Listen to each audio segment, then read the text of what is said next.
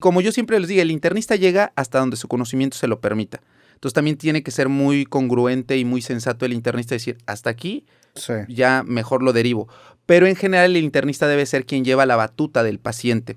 Así es al menos como yo me formé, que yo parte de mi formación la tuve en la zona de hospitales en la Ciudad de México, en el Hospital G.A. González. Después, a la mitad de la especialidad, me tuve que regresar a Puebla por cuestiones de salud mental mía. Me regreso, pero toda esa base que yo obtuve esos años estando en la Ciudad de México en mi formación me permitieron ver que así debe ser el internista. ¿Por qué te lo comento? Porque desafortunadamente en la gran mayoría del país el internista o medicina interna, y perdón por lo que voy a decir, pero así lo decimos en el argot médico, es el basurero del hospital. ¿Por qué? Supongamos, llega un paciente a urgencias por dolor abdominal y tiene diabetes. Resulta que ese dolor viene porque es una apendicitis. Entonces la apendicitis la tiene que resolver el cirujano. El cirujano opera, y dice ya.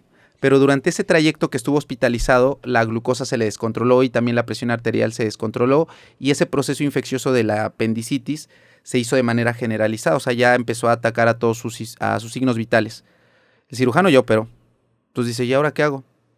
Lo manda a medicina interna. O sea, una vez que te operan la apendicitis te puede como quiera llevar la chingada así. Sí, si no estás sano previamente. Había entendido que si el apendicitis la dejas pasar te mata, ¿no? Exacto. Se puede complicar, te da una peritonitis, se hace sepsis, choque séptico y puedes quedar ahí, ¿no? Pero justo quien se encarga de resolver todo eso es el internista.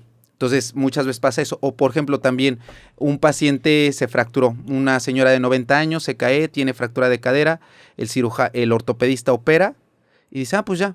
Pero como no la movieron a la viejita, empieza a ulcerarse, que eso es muy común. Entonces tiene ahora úlcera, se infectó esa úlcera y ¿qué crees? Empezó también con una neumonía, porque estar hospitalizado también tiene complicaciones y una de ellas son las infecciones dentro del hospital y una de ellas es las neumonías. El ortopedista dice, pues yo qué, y la mandan para medicina interna. Entonces, en los hospitales públicos de la mayor parte del país, perdón, ven a medicina interna como un basurero.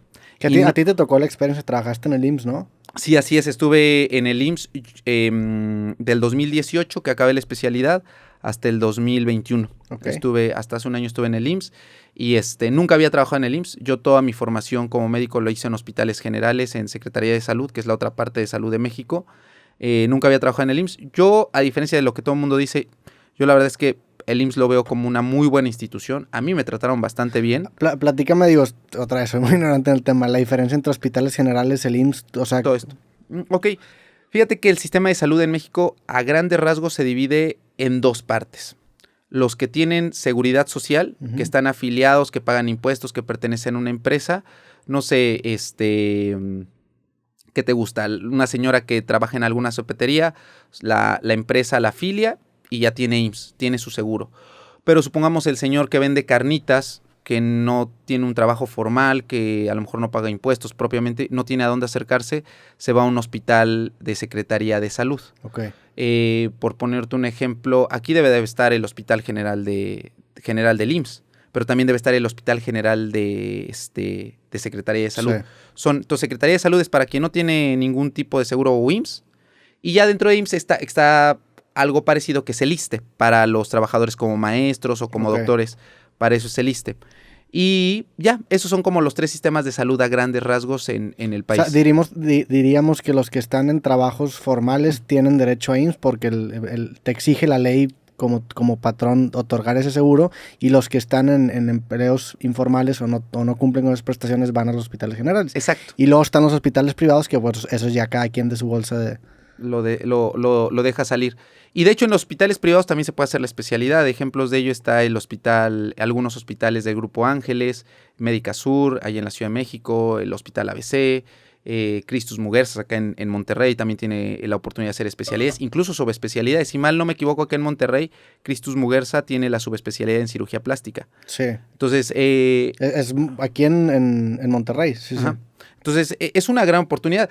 Muchas veces en medicina nos dicen o nos hacen creer que para ser un buen médico tienes que sufrir. Entonces, te tienes que ir a un hospital de batalla para aprender todo y darle... Y la realidad es que no. Puedes estar en un hospital privado que es más tranquilo, pero las cosas se hacen bien. Okay. Porque en un hospital público, por ejemplo... no sé, llega un paciente con deterioro cognitivo, o sea, se le va la onda, se le fue la boca de lado y tenía diabetes, resulta que tiene una embolia, un EBC. tenemos que hacer una tomografía. Pero ¿qué crees? No está el radiólogo, entonces no se puede hacer la tomografía. Llega el radiólogo y hay que mover al paciente. Y el camillero, pues no está porque se fue a comer o ya es la hora del cambio. Entonces empieza a ver esos pretextos y esa parte burocrática de... Sí, claro.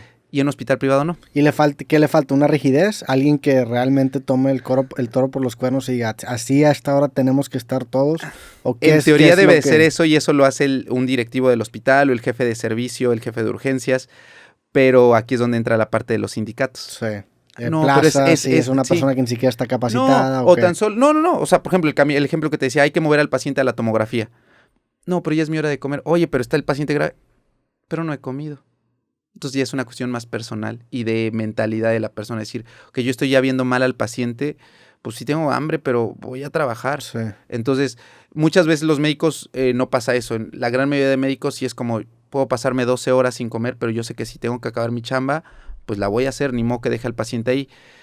Obviamente esto ocurre más en personas jóvenes, cuando van llegando, ¿no? Dicen, sí, hay que darlo todo. También entiendo la otra parte, ya cuando llevas 30 años, de decir, pues sí, pero pues también estoy primero yo. Y hagas esta idea de que si todo es urgente, pues ya nada es urgente. Que es lo más difícil de la carrera del médico, ¿no? El estar, por ejemplo, en las guardias, quedarte, a veces no pasar Navidad con tu familia por estar justamente haciendo guardia en los hospitales y estar atento a cualquier emergencia.